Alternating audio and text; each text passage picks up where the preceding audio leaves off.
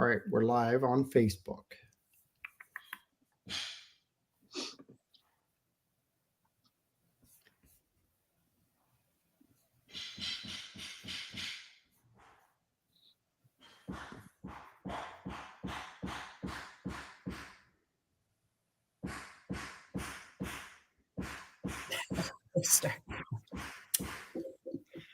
You're listening to WKDW Radio 97.5 and KDWRadio.com, broadcasting from North Port, Florida, and chilly, but really comfortable North Port, Florida. So let's take our time getting home tonight. As always, I'm going to be the one who aggravates you and says, slow down on 75. There is no reason to take your life in your own hands or put someone else's at risk. Just slow it down, bring it from 95 to 85. And those of you who are driving 55, hit US 41. You can kill somebody either way, driving too slow or too fast. So just keep that in mind. Hug the curb if you need to, but be safe out there. That's a big deal. And I've got very special guests in the house for the first time ever, and I'm going to let them introduce themselves at this point because it's kind of special because it is directly connected to North Port, and yet it's going to be a happy conversation, which is totally odd for us because we're usually at odds a little bit, but this is going to be a lot of fun. We're going to learn a lot today, so I'm going to let Kathy go ahead. Oh, well, I thought Michael might take the lead on this, but I will. My name is Kathy Garrity. I am a very proud and honored volunteer for the North Port Symphony. I am the co-chair of our upcoming fundraiser, first ever gala. And I've been in North Port quite a long time. I've been here 24 years. We moved down from Wisconsin. And so we've seen a lot of growth, a lot of things. But my interest in the symphony goes back kind of a long way when they were still playing at the Episcopal Church on Sumter Avenue. But anyway, we have a wonderful committee. We're working very hard. We're getting close. And my background's in advertising and marketing. So I've done the best job I can to try to bring in some money and to do some advertising. So with that, that's kind of me in a nutshell. Michael is the VIP here, so I'm going to let him. He's the fearless leader. This was his baby, right? It's always nice to have the fearless one on also. Oh, so, Michael, go ahead, buddy. Go ahead with a quick intro. My name is Michael Alegria. I am the executive director of the North Port Symphony. I am a North Port native. I grew up in North Port, music is my life. I have a degree in music. Music saved my life growing up, I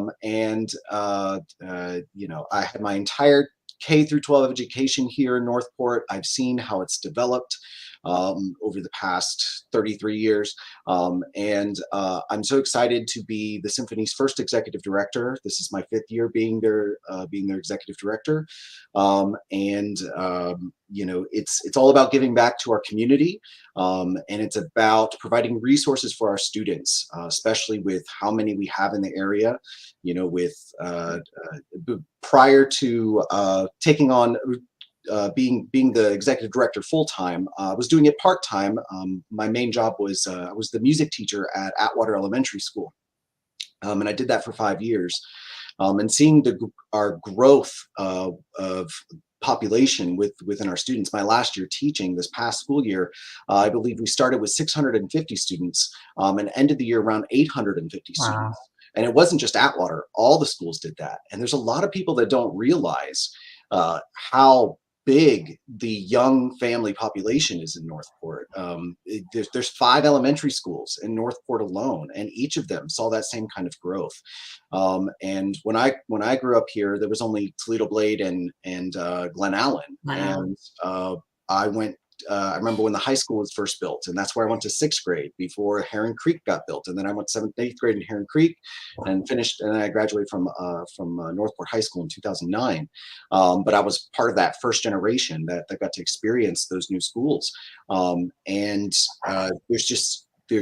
There's so much growth in that. And to me, it's about providing the opportunities that I didn't have growing up here. When I wanted to take flute lessons as a student, as a high school student, I had to travel all the way to Bradenton because that was the nearest flute teacher. It was 50 miles from my house to my teacher's house, and we couldn't afford it. And so I had the Ladies Guild at the San Pedro Catholic Church. They sponsored me for 3 years. And while I was a go-getter and I was ready to go out there and get it, it still wasn't fair that I had to go and put in all that work to get something that a student in, the greater Sarasota area has easily accessible to them. So it's all about creating those opportunities for everyone. And that's kind of my envision and everything for the North Port Symphony. So I'm going to try to connect some people here a little bit, because my wife was the Theater Guild vice president, 0708. I was the athletic booster president, 0708. My son Michael was a wrestler at the high school, graduated 08. His twin brother John was in theater, and there is some direct connection with music and theater and some of the performances that they had because of the symphony too, right? Right. Yes, absolutely. If I remember correctly, was John in The Sound of Music? There was a Sound of Music production I think we did, because I played in the pit orchestra for that. They had some students play in that. But we did have, that's why I was throwing that in there, because I thought there would be some good connection. And we did have, a couple of musicians from the North Port Symphony that were hired in to come fill out the orchestra at the time. Correct. It was. Just seeing that and being able to play alongside those kinds of level of musicians was a real treat for all of us. And I remember always thinking, oh, I'd love to go play in the North Port Symphony, one day. And it wasn't until years later after I'd graduated where I got the opportunity to. And now I'm leading the symphony, so it's really taken a big turnaround. So yeah, it's crazy the connections that through all this journey of getting everything connected with who's been where, and those musicians that were there in that pit orchestra still play in the orchestra today. That's and crazy. so, I know them really well. And that's another big impact that we make. We are an all volunteer orchestra. So unlike other orchestras in the area that are paid, I'm sorry, they're doing a calendar meeting for our concert date next year, and they're asking me about it. Well, and I have to answer that. I'm sorry. So it was another meeting I needed to be at. So here's the fun thing. We not only multitask, but we actually get stuff done too, right? I gotta tell you, Michael wears more hats than I have ever seen for a fellow of his talent and his background. And I can't give enough kudos. It's wonderful working with him. He has some great ideas. He's got a brilliant mind, and he's a great musician. It's just he's got a lot going on.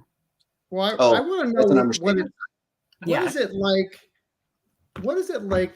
Because from 08 to now, there's been a lot happen within our city walls, let alone with what's going on with participation, even at the theater and different musical events that are there. And I'm not just talking about Northport in general. Pretty much this is affecting a lot of people because I've done a lot of shows on it. So I know that some of the organizations that are out there are struggling, but for you to start where you're at, Michael, and now to see it go through 08, 09, 10, and then kind of go into the COVID year, which kind of was very destructive on many different levels, and then come out the other side, which is, I believe we can look at one of two ways. We could look at it as an approach to a change in behavior. But I think we lost a lot of connectivity to people during COVID because of the downtime. Can you talk about how you're trying to draw that back together? Yeah, absolutely. And I couldn't agree with you more. When before COVID, we were selling out every concert way in advance. I mean, it was kind of like our golden era. Like things were going really, really well. COVID hit and we lost a lot of patrons. And for various reasons. There were a lot of our patrons are snowbirds, and COVID made that difficult for them to keep two homes, or COVID got them. That's just an unfortunate truth. Our audience base was a little bit older, and when you kind of look at everything and the way and when just thinking about in the bubble of Northport, I think its growth and how rapidly it's grown has made it really difficult to communicate that things exist, and that we have these kinds of things, and getting this kind of stuff. When we go out into the community and we talk about the North Port Symphony to people in Northport, they go, "Oh, Northport has a symphony." I mean, every time I go now to a chamber meeting, I'm raising my hand. Or I'm asking. My first thing is how many of you have heard of the symphony, before? And the first time I did it, I got like two hands, and then after a while, people start noticing, and I think it's just getting that awareness for the arts, and that it exists in this area, and it is something that is accessible. I think there's the stigmatism against the arts that it needs to be something that's really expensive and only people that it's like a super big luxury, but it really is for us, and our mission is to share the joy of music, and we make it financially accessible for everyone, to be able to come and really enjoy it. And I think that's a huge thing too, and we offer it to plenty of people in communities that couldn't otherwise afford it. We're talking about senior homes, we're talking about to students, in the area, and getting them exposed to it for something for them to enjoy, and to enjoy the shared experience together, because it's something that everyone can enjoy. Yeah. Kathy, do you have something to add? I was just going to say, to Michael's point, this was the first year that the symphony had we went to the first newcomer, one of the first newcomer days, and Yes. had just a lot of interest. People would walk up and say, "Tell me about your symphony." Or there's a perception out there, if they did know about us, that we're kind of like one of those long hair organizations, that plays all that really high whatever. Like high And art. then we also had a booth at the Poinsettia Festival this year. And I want to tell you, I never realized there were that many kids in Northport, but we had a couple hundred people stop by, and they didn't fill out the card for free tickets because they wanted to win. I mean, they were seriously very interested. And a lot of them are mothers with kids, some of whom were students, some of whom were like, "Well, where do I learn this? How do I get to know about this?" So I think that exposure is doing nothing but great things for us. And it's kind of helping to dispel, I think, some of the rumors that we are just for, really long hair, kind of whatever, but we're not. And I think the music speaks for itself.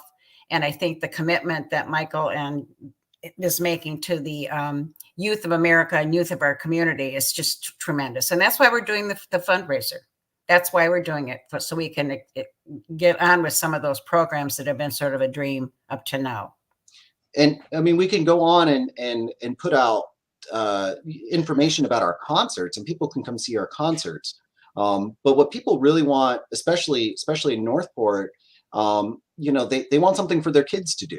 Right now. And I don't know if this has been a topic ever, and I'd be happy to come and talk about this more.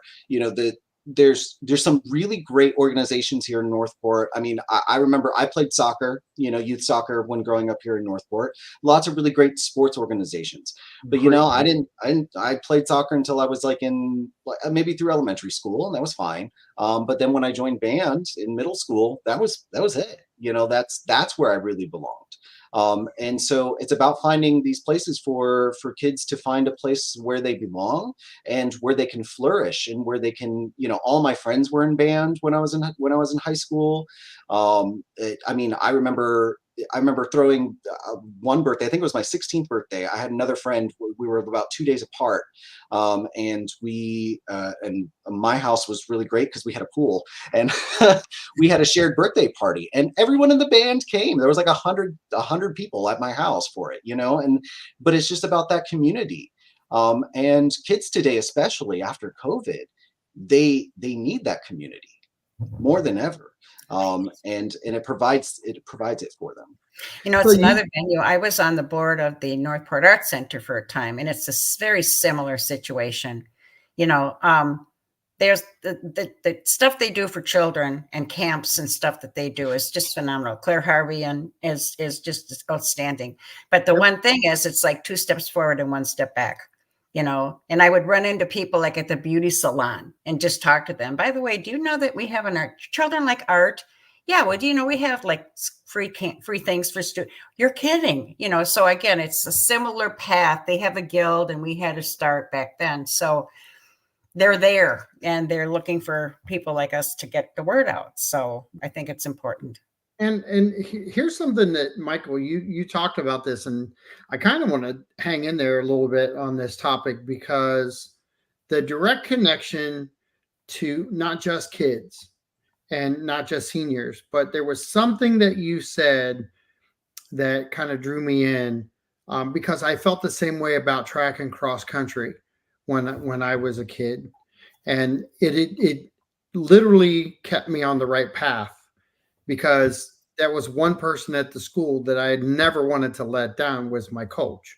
Mm-hmm. And so my grades went up. Everything I did at school went up. My effort of making sure everything was on task went up. And those correlate into grades. Those correlate into success. They correlate to giving back and who you are today. But I want you to talk about the importance of, 1, that scenario, but 2, making sure that kids feel that today. Yeah, absolutely. I mean, when we talk about music education, when we talk about physical education, when we talk about those things, being anything in the arts, the first thing some people will immediately go to is, well, I'm not going to be a musician later in life, so I'm just going to quit it, and I'm going to focus on doing extra science classes and all these things, because that's what colleges want to see. It's all about getting into college, and it's all about making sure my grades are great and everything, so that way there one day I can go to college for free, and that way there I can get a really good paying job. And it comes to money equals happiness kind of deal. But the truth of the matter is, those kids, like you said, they're not learning how. They're not building any kind of team building skills. They're not how to work together as, being, especially in a music class where you've got 50 other people that you have to play along with and blend and balance and realize that you're part of something bigger than yourself. And I think that's a big thing, is learning to be a part of something bigger than yourself. That's really what we're teaching. And so when it's something that's like, oh, it's just something to do, it's so much more than that. And in fact, there needs to be a more emphasis on kids getting involved in those activities. When you have kids, when I see kids that aren't involved in anything, and then they graduate high school, they go, well, what are you going to do? What are you passionate about? Where did you develop the skills that are necessary for these things? And by the way, top Ivy League schools have said, we want to see you be involved in things like marching band, like theater, like ROTC, Orchestra. things, or especially, yes, anything. They want to see you be involved in more than just taking your classes, because they want to know that you care more than just about yourself. Well, and I'm going to go to both of you on this, because there's something to be said about a college degree, for one. And let's set that aside for a second, because you can be successful in life if you apply yourself across the board. Absolutely. And I say these things because when you're well-rounded and your social set is well-rounded, you can pretty much have a conversation with anyone. I've got a few years of college. I've sold medical devices. I've gone into surgeries. I've done all of those things. I'm now a realtor. I, I can hold a conversation with multi-level, and doing a radio show is not where I honed to my skill set. I didn't even know I was going to do this, but it really goes back to show the building blocks that I've been through and that you've been through, both of you, and you've got your passion wrapped around the symphony, but that's just another building block to creating a huge success in conversation, in community, in the community foundation. It all layers there. Do you want to take that first, Kathy, and then Mike, you can follow up? Sure. Yep. I have a little bit different perspective because I'm as old as Moses. And, back in the day when I was going to school, going to high school, for example, I had to work in jobs and stuff, but I was into the forensics debate, and then we had modern dance. And of course, remember, we couldn't compete in athletics back then. And guess who was a big tomboy? Me. So it was kind of a difficult thing not to be able to compete. But when I went to school, I originally wanted to be a business education teacher. And my first meeting with my counselor, he shook his head and he goes, "No way. Are you going to try to follow a plan?" He said, "You got to go into business, girl. That's your forte." But anyway, it was different back then because when I was fortunate enough to get a position, started very bottom of the bang. I was in the beer business for 10 years and I was promoted. I traveled a lot. It was like one of the few females, quite frankly, that had the type of job I had. But I was also given an opportunity to take a position in Minneapolis with an advertising agency. And they moved me, and with the bachelor's, it was like a lot of the people I was working with had master's degrees and doctor's degrees. And it was like, holy cow. I had a boss who mentored me, who believed in me. And he said one day, "I want to put you on the General Mills business." And I went, "God, Tom, they all got master's degrees." And he said, "Yeah, but there isn't a whole lot of common sense among them." And he said, "Maybe there's something you can bring to that party." But things were different then. But, it wasn't as highly competitive for jobs back then because, quite frankly, there weren't a lot of them, particularly for women. It was just really kind of starting the movement. But Very true. I appreciate all of the mentoring. In today's world, it's just a whole different environment. And Michael is one that can tell you that mentoring has, I think, been very important to him and continues to be. But what it made me was pretty darn independent. And I had kind of a family background in a lot of things. And like you, I could probably hold myself up with conversation with just about anyone. And unfortunately, I talk too much, but it's a lot of fun. It really is. And it's been challenging, but I'm retired. I mean, I've been retired for quite a while. I've got a birthday coming up this week, and I'm not even going to tell you how many, but I still want to give. When my health is good, and I've had a lot of health issues, I want to give back. And this gave me an opportunity to do that. And I'm loving it. I am just loving it. So that's it for me. Michael? Yeah, I know lots of people who are incredibly successful without having, a great example is my dad. My dad grew up in Mexico and only had a 6th grade education. That's as far as he went. He came to America when he was 14 years old when he came.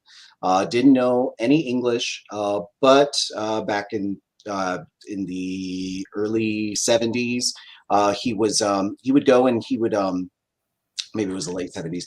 He would go and he would go to the high school, and I think it was Sarasota High School he went to, and he would go and hang out in the classes. And he went into a Spanish classroom, and there was a Spanish teacher that was really supportive of him and helped him learn English. And in a year's time, he learned English. When we talk about these college degrees and everything, it gets, and then he he worked very hard for his, for everything he's done, but he knows how to save. He has a very well-rounded, I mean, he can cook.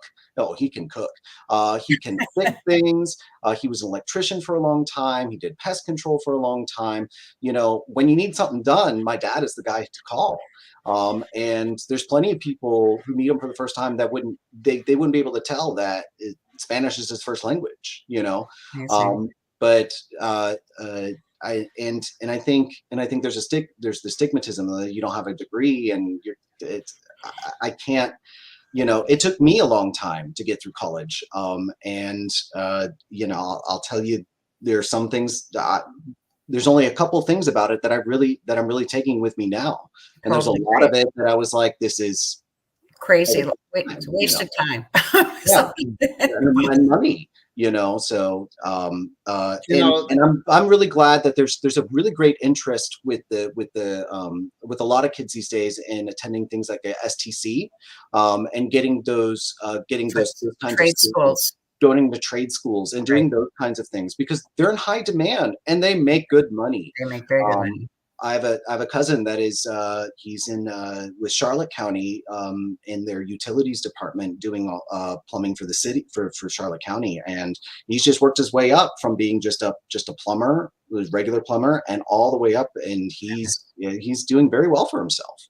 So, and I think it's important that we let those kids know, like, there's other avenues other than college, and your worth is not based on your grades. And I think that the conversation that you're having is valuable, but the well-roundedness of any person who gets involved with their community, absolutely, at whatever level they have for education, if there's involvement in their community and there is the passion for their community, I think that separates us from the failing cities and the failing neighborhoods. Mm-hmm. Is that when you've wrapped your hands around your community and you're getting involved and you're staying involved, and you're the leader, like you are, like you both are, on trying to get people inspired to participate. You bet. Because it truthfully is, I've done this with the Elks. I've talked to the Moose. I've talked to a lot of organizations that are out there, and even at the high school level, there's a level of participation that we all need to wake up and start realizing. Right. And I said this to the Elks the other day, and after I was done with the show, the lady said, when you talked about driving past the Elks and looking over and saying, that's a cool place, I should go there. And then you gave the example of, I'm going to drive by one day and they're not going to be there. It's because you didn't participate. The symphony is no different. Existing at anything with zero income, what's that going to provide? It's going to provide zero. Right. And we're talking about organizations like yours, who your incentive to get people involved is so that you can give back. Exactly. That's exactly right. You got it. Mm-hmm. You got it. And it's the wake up call is to everyone listening. That's the wake up call. How can they give back if you're not helping them? Right. By coming and enjoying a show, going to the gala, being part of the festivities, go have a good time so they can help some students. There you go. Have a better life. It's not just a party. It's just a directive for us to be able to say, sure, we need you to support what it is our goals are going to be. And, oh, by the way, you'll have a good time. But, if you're going to just come to a party, then you're not going to come. I mean, you're going to come because you care. And right, we have auction items, and we have a great auctioneer, and, Joe Luke is going to be there with John. And, it's just going to be a fun evening, but we can't lose sight of the real purpose. And that is, we want to be able to give back. We want to be able to give back to a lot of our kids in school. Plus, Go ahead. Plus, create awareness for the symphony. Totally, always, always, first and foremost, it's the symphony. So, Well, and to go back just for a second, is you need to draw awareness so you can help our community totally, understand music, be part of music, totally. and then help the kids who are going to be the future of music. Right We on. have literally, you have Michael sitting with us today, who was a graduate in 09. Yeah. That's 09. Sorry, that's recent. I got 1982, and I'm not going to go there, Kathy. Oh, don't even go there. So I'm not going to do it. I'm not going to do it. But we're talking some generations here just on the show, let alone people sitting at home. And Jessica and Sean, I love the comments. If anyone else has a comment or a question, please feel free to type it in. I will put it up on the screen. We will get into a question. Somebody commenting? Oh, well, Jessica did. And Jessica had said, great sweet. job, Michael. Music makes the world go around. And then we had Sean. Very few people knew I played violin at SHS for 2 years. I will never forget playing the Fundraiser. Wow. Great job great to see the arts so well represented in North Port. I didn't wear my contact lenses. That's okay. It's showing here. It's great. But your students will never forget these experiences. We literally are talking about experiences that I had when I was in 7th grade, which wasn't yesterday.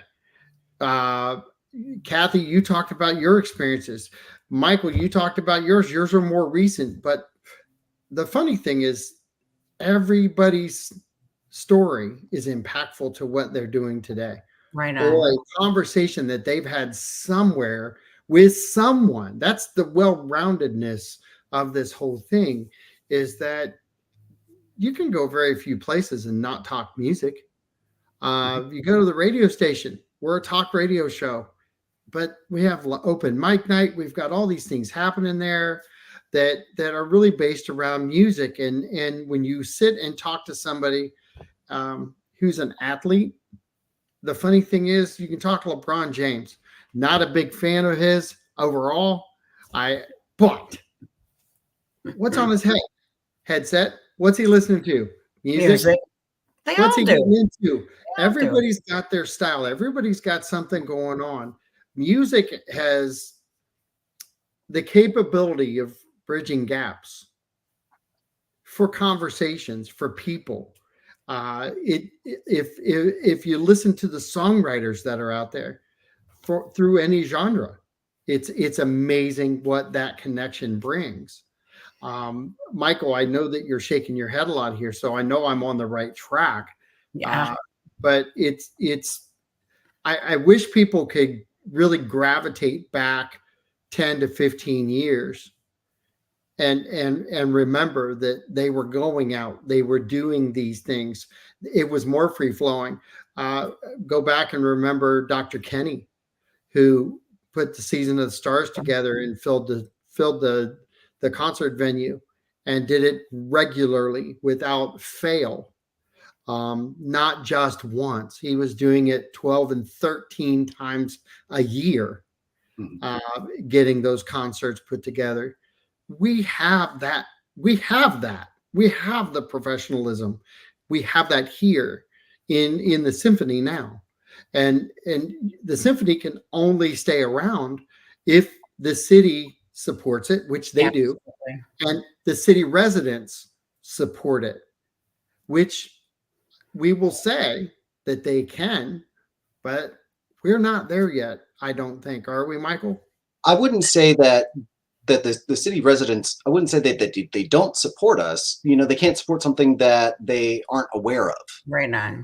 And so that's why we're here today. And we've been around for 40 years. This is our 40th anniversary. It's scary. That's a scary thought. 40 years and we're still talking about people not knowing you're here. Right. And so that was my big goal this year was it's I about love time, that people get to know who we are and get to know that we're around, and we've talked a lot about how we really impact our youth around here. But I think another huge impact that there's another thing that we could talk about too is our musicians too.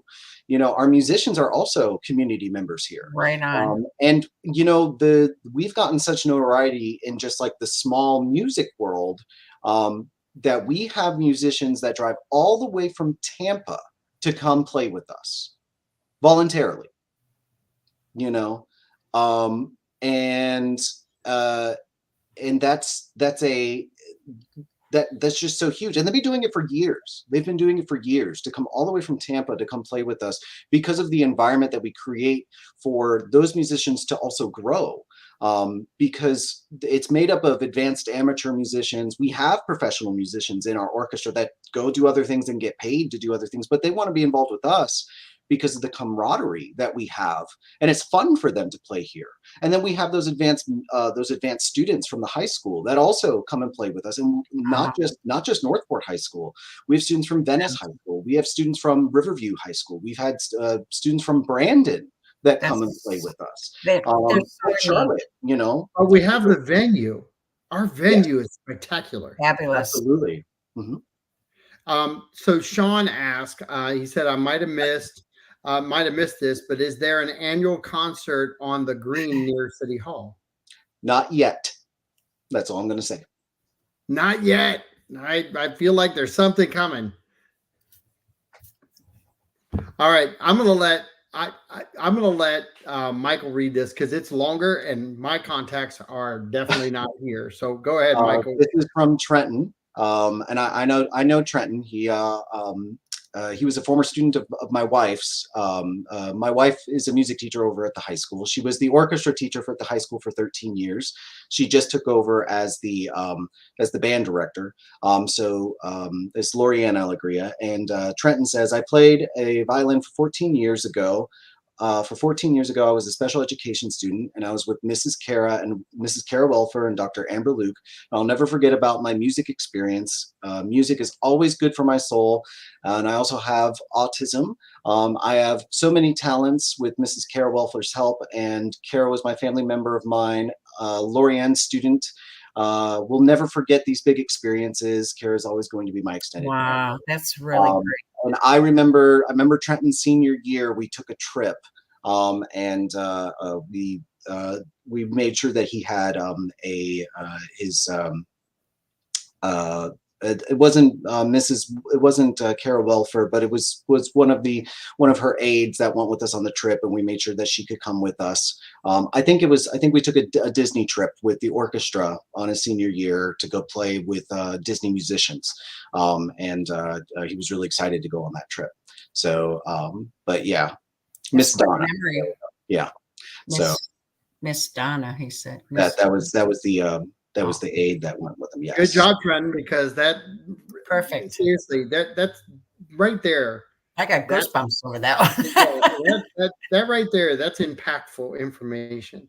That's why you guys are doing all these things. These stories, if this is not around, there are no stories. Right.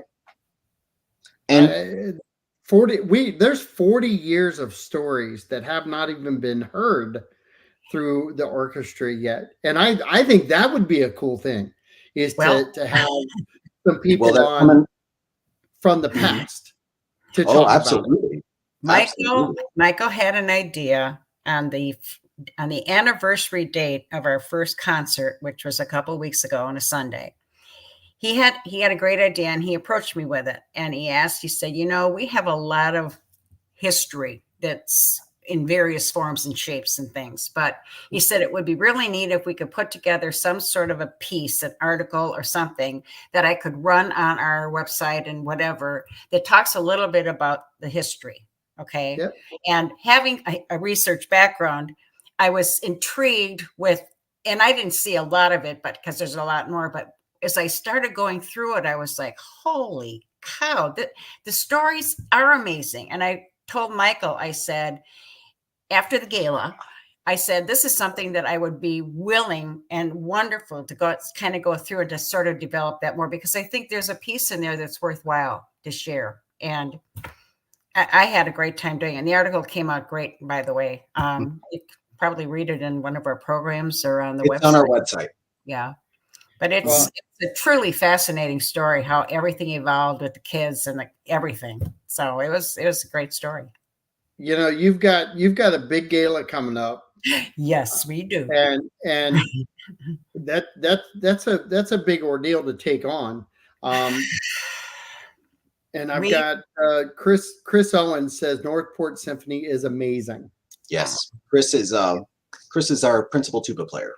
Nice. See, isn't that great? He's a little biased, but Yeah. Chris is a very valued member of our symphony. Yes. And let's remind everybody who's watching and listening right now, please share this video. Try to share it with 15 to 20 people that you know. If this information is that valuable to everyone who's listening, imagine getting other people involved in it and being able to share this information with them. You can change somebody's day. You can change somebody's life just by introducing them to what they've known in the past or what they might know in the future as a good home base to meet great people, have a good time, and listen to some good music. Right on. Music is going to change people's lives.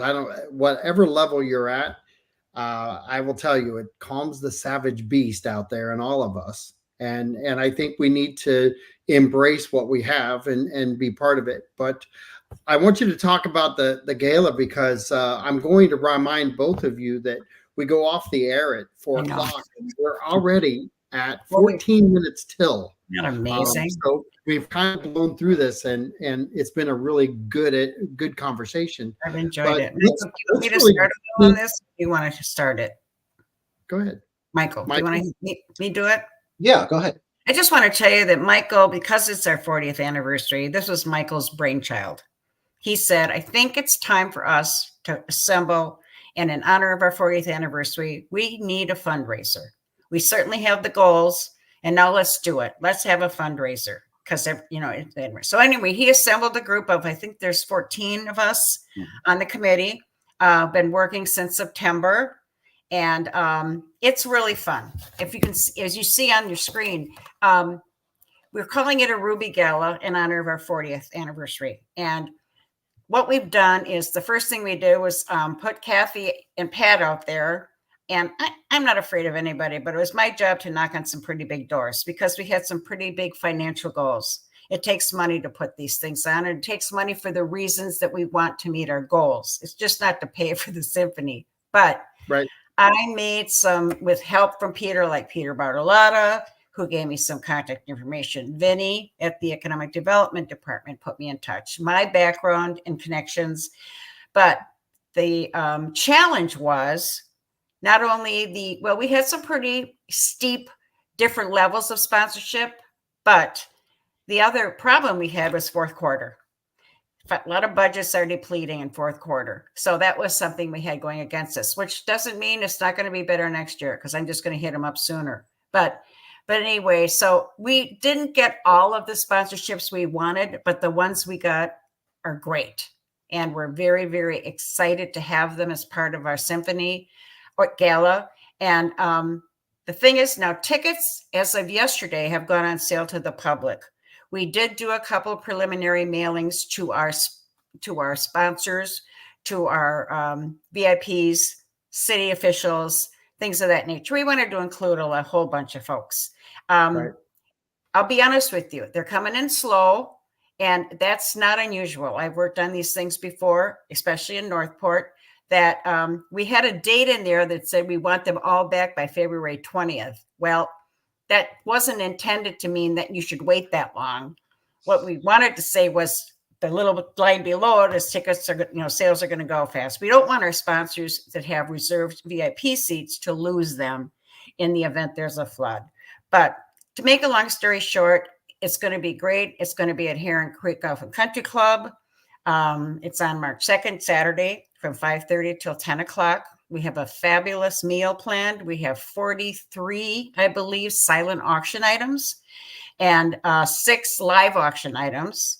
And Mr. Yarnell and Jill Luke are going to be our auctioneer and Vanna White, as I call them.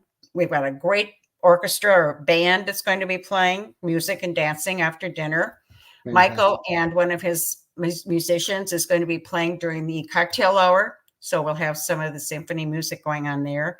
It's just, it's a formal affair. We didn't say black tie mandatory because, come on, we live in North Port. Let's be honest, Right.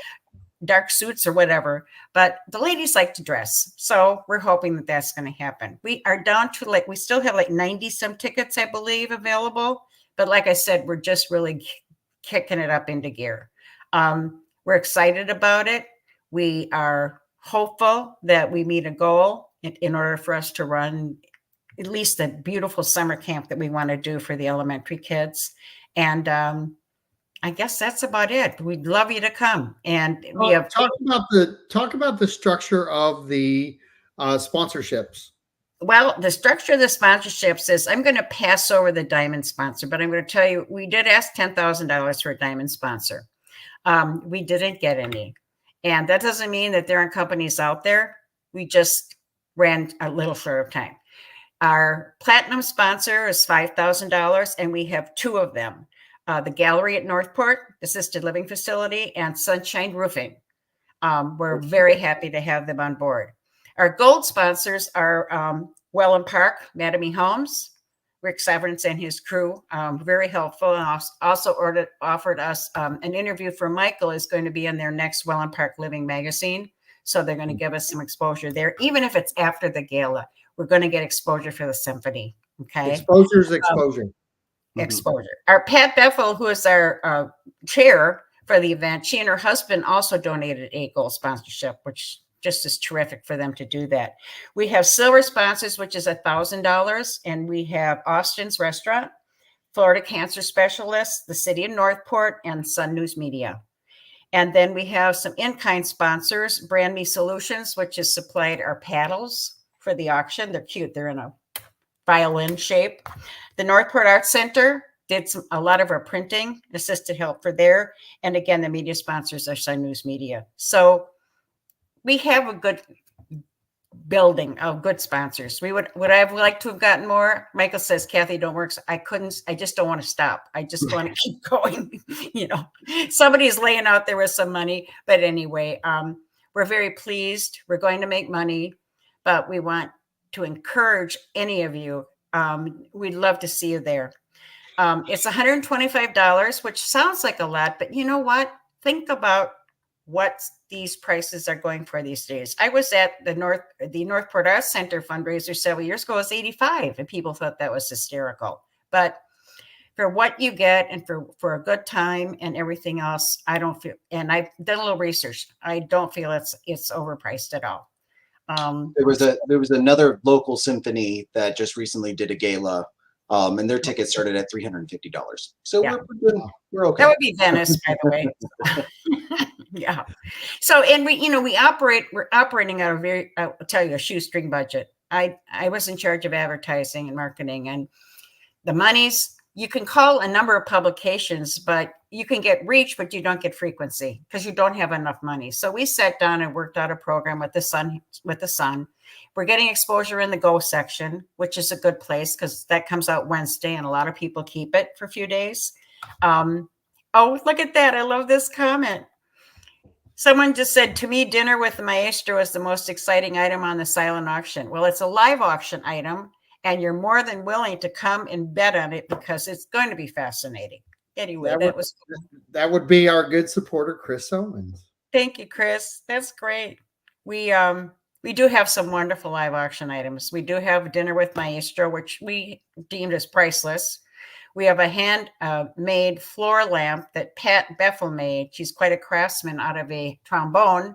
It's got a beautiful bass, and I think it's just gorgeous. We have a gorgeous quilt, North Port Symphony instruments on it, but it was made by one of our committee members, who is also the head of her association and whatever that is, but it's fabulous. And we showed those at our concert. We've been bringing them to show different items at our table outside of the hall.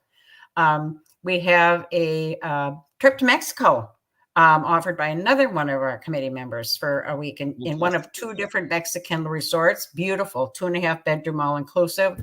We have a photography session with a portrait by Rob Hirth, who is with Rob Hirth Photography, who is also going to be our photographer for the evening and take pictures of our guests as they come in. And Kit Moran, who is probably one of my favorite artists in the world and a North Port resident, donated a beautiful painting of one of her wine ladies. That's a great series. So I think we've covered I think I got them all, 6, yeah. Those are the live auction items, and those are the ones we hope people will dig deep for. Our 42 silent auction items have a total value of in excess of $20,000. So everything from really inexpensive to a little pricey, but we're hoping, because those things are what we're going to need to really succeed. So I'm inviting, if you are interested in coming, we would love to entertain you and welcome you. You can go to our website. Get me wrong right now. www.northportsymphony.com/gala/tickets. No. Nope. You could just go right onto the website, and it's the very first thing you see on there. Yeah, first thing you do. So think about it. Don't think too long, because we are going to sell out, and we'd love to have you. Michael, you want to talk about the upcoming concerts? Sure. We do have our next. We just had our January concert yesterday. So you missed us yesterday. Wonderful concert yesterday. Our next concert is on February 25th, called Mendelssohn, Motown, and More. And it's going to be a really great mix of music between of Felix Mendelssohn and Motown. You know, you're going to hear lots of stuff from there. And our guest artists are 2 very young and upcoming artists. Melissa Petrescu, who is a pianist, and she's partnered with a Brazilian guitarist. His name is Jesse Lavos. And they are going to come playing some of their original music, and it's something you won't want to miss. And then our final concert is on March 24th. That is called Instant Concert, and that's just going to be some classics, some popular orchestral music that you know and you love, like Jupiter from the Planets, or things that you really know but you didn't know that you knew. And then it will also be featuring our favorite soloist, which is Alexa Lowry, and she is currently a rising star, making her way in Broadway. Just recently graduated from NYU, and it's going to be another concert you don't want to miss. And that concert, the tickets are going pretty fast for it right now, because everyone loves Alexa. We're doing really great this season. Everything, I couldn't be happier with how we're moving forward. And if anyone wants to help and be involved, send me a message, because I would love to have you, and anything that you can contribute. And how would they send you a message, Michael? They can send me an email. It's my name, Michael Alegria, at northportsymphony.com. And I can't believe I'm giving my phone number on radio. You can send me a text or it's coming. 941-586-3594. Send me a text. Don't call me for tickets. Please go to the box office for that, because I can't guarantee I can process tickets right then and there. But if you do want to be involved, I would love to. I would love to talk to you. We have a Friends initiative. Anything for our community as well. Our goal is to get the North Port Symphony to a point where you say you can't have North Port without the North Port Symphony. That's right on. I'm going to let you read this last comment, Michael, by Trenton. Okay, Trenton says, me, Kara, and Miss Donna want to say thank you to Lorian and Michael so very much for everything that you do for me since senior year. Kara and Miss Donna are very sweet, very kind-hearted, very loving, and very caring person. Ever so thank you both very much. I really appreciate you both a lot. Also, you both are always going to be just like my extended family. Bless his heart. That's what all this is about. Oh my God. It really is. And Trenton, you did a nice job wrapping that up. I can't believe, first off, that 54 minutes has gone away that quick, but Me neither. I kind of warned you ahead of time, Kathy. The 55 minutes, it disappears. It does. It was So wonderful. Thank you so very much. We'll be talking more in the very near future, and we're going to have you guys back on. So I would like to have you guys back on sometime in February, maybe the first or second Friday in February. That would be great. Because when is the gala? March 2nd. Yeah, we'll have you back on, and let's get some more people involved, and maybe we'll get this all together. You know what might be kind of fun is to bring on some of our key supporters. You know, like thinking about I think that'd be a great idea. Yep. Yeah. Well, Nothing like giving back to them too. Yeah. Oh, they've been great. These people have been great. Yeah. All right, it's 4:00. So this is John Rawlings with Real Talk Radio 97.5 saying thanks. Have a great day. Michael and Kathy, thank you so much. Don't forget the symphony. Be a part of something very successful, and their 40th anniversary is right here, right now. Let's support them through the gala. Well, you guys have a good time, and thank you so much for being part of the show. Thank you. Thanks, Michael. Bye-bye. Bye-bye now.